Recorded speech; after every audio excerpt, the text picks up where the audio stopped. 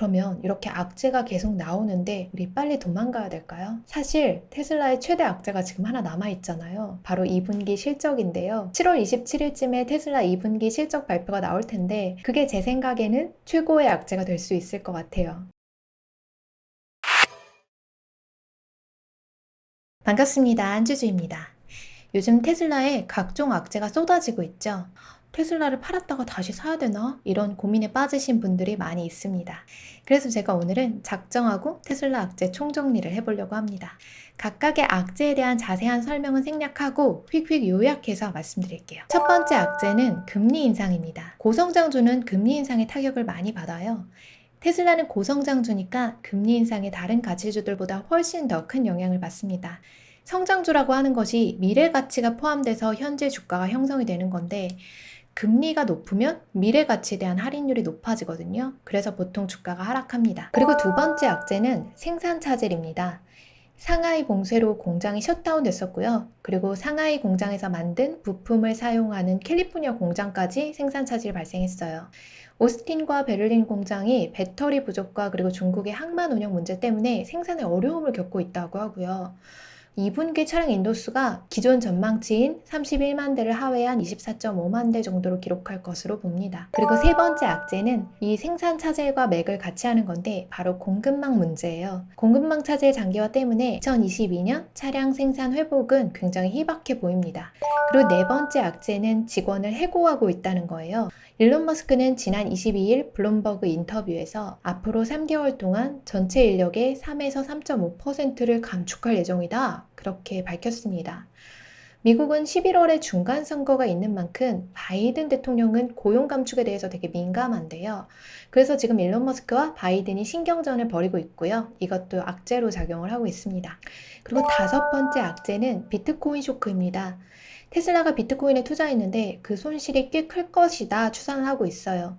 테슬라는 작년 2월 달에 비트코인 15억 달러어치를 구매한 후에 현재까지 보유하고 있다라고 하는데요.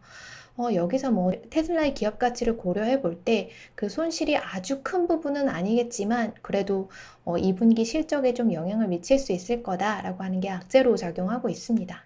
여섯 번째 악재는 유럽 국가의 전기차 보조금 폐지입니다. 영국은 전기차 보조금을 폐지한다고 하고요. 그리고 독일에서는 내연기관차 퇴출에 반대하는 움직임이 있어요. 환경 문제 때문에 전기차 전환의 선봉장에 서 있었던 유럽이 지금 급브레이크를 밟은 건데요. 이거는 제 선입견일 수도 있지만 유럽은 좀 가만 보면 선민의식 같은 게 있는 것 같아요. 환경 문제에 있어서 막 되게 의식 있는 척 했잖아요. 얼마 전까지만 해도. 근데 결국에는 현실 앞에서 실익을 택한 거예요. 유럽의 입장은 이해가 됩니다. 그래도 유럽 국가들이 작년까지만 해도 되게 유난스럽게 환경 문제를 들고 일어났었잖아요. 그래서 그때가 생각나서 지금 이런 모습이 조금 씁쓸합니다. 일곱 번째 악재는 각종 사고 소식인데요. 몇 주간 방치되었던 전기차가 갑자기 활활 탔다 하는 이야기도 있고요. 그리고 테슬라의 주행 보조 시스템인 오토파일럿과 자율주행 기능인 FSD와 연관된 사고가 빈번하게 발생하고 있다라고 하는 그런 안 좋은 소식도 있어요. 그래서 테슬라가 요즘 계속 리콜 문제가 대두되고 있다라고 하는 악재가 있습니다. 그리고 여덟 번째 악재는 경쟁자의 압력이에요. 언론에서는 현대차가 전기차의 대세가 되어가고 있다. 그렇게 보도하기도 했는데요. 개인적으로는 이게 경쟁이 되나 싶기는 해요. 여튼 테슬라의 경쟁자가 될 수 있는 현대차와 그리고 폭스바겐 등이 약진하는 건요.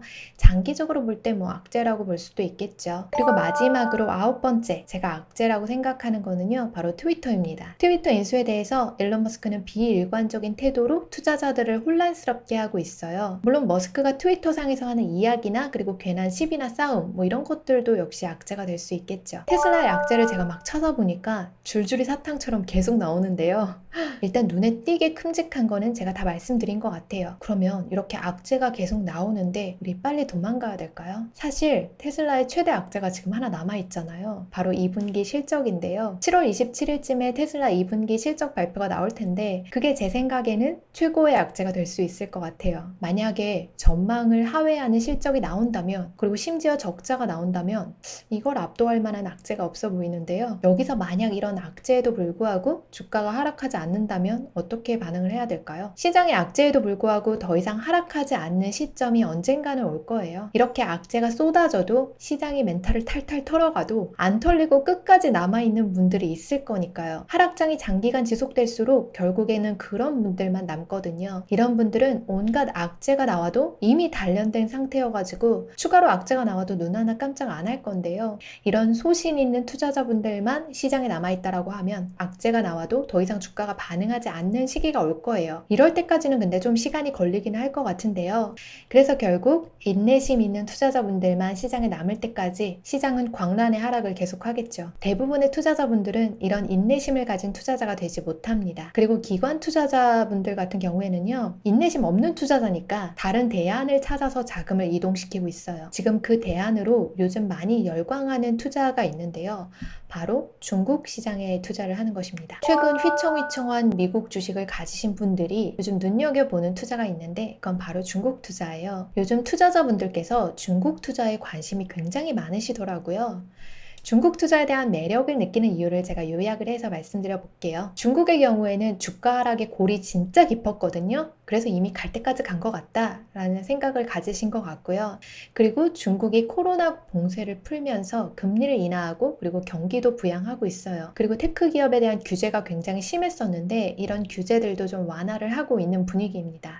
이런 추세 때문에 중국 투자를 되게 매력적이다 느끼시는 것 같아요. 게다가 중국은 인플레가 미국처럼 심하지 않거든요. 인플레 수준 자체가 되게 낮기 때문에 중국은 저금리 정책으로 경기 부양을 시킬 수 있는 그런 체력이 있어요. 미국은 금리를 올리면서 긴축 정책을 막 하고 있는데 중국은 금리도 인하하고 그리고 경기 부양도 한다니까 미국 투자 잠깐 접고 그 돈을 잠깐 빼가지고 중국 투자를 해볼까? 이런 분들이 늘어나고 있습니다. 그래서 최근 투자하시는 분들 사이에서 중국 투자가 되게 인기가 좋은데요.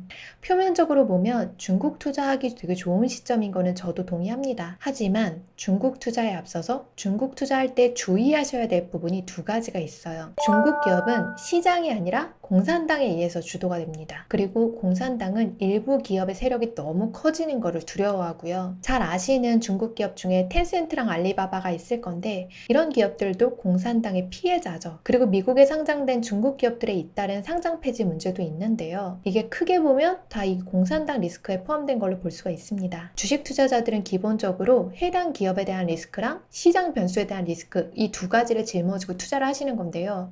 중국 투자를 하시는 분들은 이 두 가지 리스크에 하나 더해서 공산당 리스크까지 짊어지고 투자를 하시는 거죠. 근데 저는 복잡한 거는 딱 싫어하거든요. 그래서 중국 투자는 좀 멀리하고 있습니다. 그리고 두 번째 중국 투자의 리스크는요. 바로 중국의 인구 감소 리스크예요. 중국이 이렇게 공산당 체제로 닫힌 경제를 유지할 수 있는 이유가 뭐냐면요. 바로 인구가 많아서 내수가 탄탄하기 때문인데요. 근데 중국도 지금 고령화되고 있고요. 특히 한자녀 정책 때문에 인구에 엄청나게 타격을 입었어요. 중국의 경쟁력이 뭔가요? 저렴한 인건비잖아요. 근데 이제 그런 메리트가 없는 거예요. 여기에다가 공산당 중심의 정책 때문에 자유시장이나 세계화의 이점도 누릴 수가 없다면 장기적으로는 좀 어려움에 처하게 되지 않을까 하는 게 제 생각입니다. 저는 이 두 가지 리스크, 그러니까 첫 번째는 공산당 리스크, 두 번째는 인구 리스크, 이 두 가지 리스크가 해소되지 않는 한 중국에 마음 편하게 투자할 수 없을 것 같아요.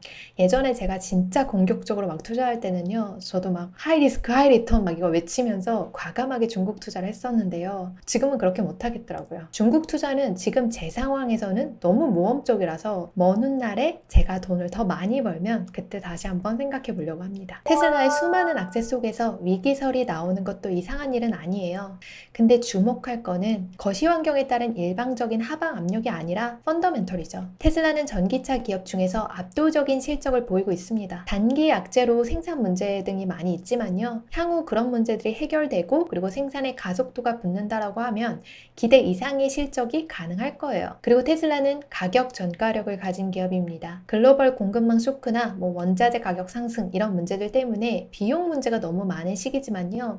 차량 가격을 인상하면서 대응을 하고 있어요. 이렇게 생산비를 가격에 전가할 수 있다는 거는 자신감이죠. 테슬라가 현재는 첩첩산중 악재에 막 둘러싸여 있지만 중장기적으로는 상승 여력이 있으니까 크게 하락한 주가에 너무 실망할 필요까지는 없을 것 같아요. 다수의 전문가들도 테슬라의 미래를 장기적으로는 밝게 보고 있으니까요. 인내심을 가지고 악재가 나와도 더 이상 주가가 하락하지 않는 그 시기 한번 여러분들도 경험해보고 싶지 않으세요? 오늘은 여기까지입니다. 주주님들 편안한 밤 되세요.